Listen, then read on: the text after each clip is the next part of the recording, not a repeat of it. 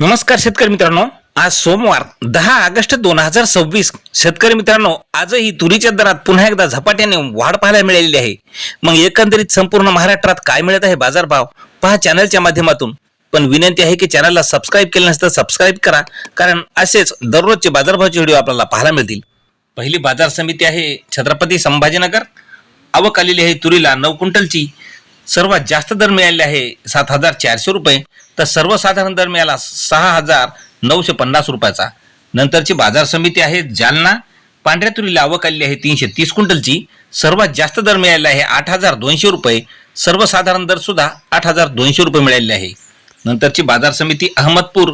सोयाबीनला आवक आलेली आहे 101 क्विंटलची. सर्वात जास्त दर मिळाला 8,000 रुपये, तर सर्वसाधारण दर सुद्धा 8,000 रुपये मिळालेले आहे. नंतरची बाजार समिती समुद्रपूर या ठिकाणी आवक आलेली आहे हे लाल तुरीला 10 क्विंटलची.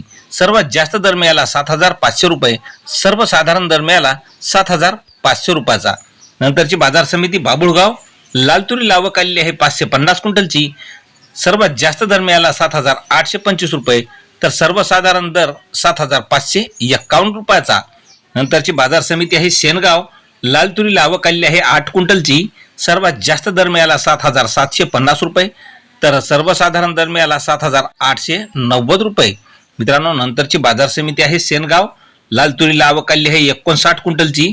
सर्वात जास्त दर मिळाला 7,400 रुपये, सर्वसाधारण दर मिळाला 7,200 रुपयाचा. नंतरची बाजार समिती आहे लोहा या ठिकाणी लाल तुरीला आवक आलेली आहे 3 क्विंटलची.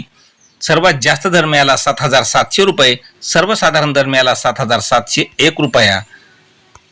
नंतरची बाजार समिती आहे नागपूरला लाल तुरीला आवक आलेली आहे 336 क्विंटलची. सर्वात जास्त दर मिळाला 7,811 रुपये, तर सर्वसाधारण दर मिळाला 7,708 रुपये. नंतरची बाजार समिती आहे आरवी या ठिकाणी लाल तुरीला आवक आलेली आहे 306 क्विंटलची. सर्वात जास्त दर मिळाला 7,850 रुपये, तर सर्वसाधारण दर मिळाला 7,400 रुपयाचा. नंतरची बाजार समिती अमरावती. लाल तुरीला आवक आलेली आहे 2,507 क्विंटलची. कमीत कमी अमरावती या ठिकाणी दर मिळाला 7,500 रुपये, सर्वात जास्त दर मिळाला 7,935 रुपये, तर सर्वसाधारण दर मिळाला 7,717 रुपयाचा.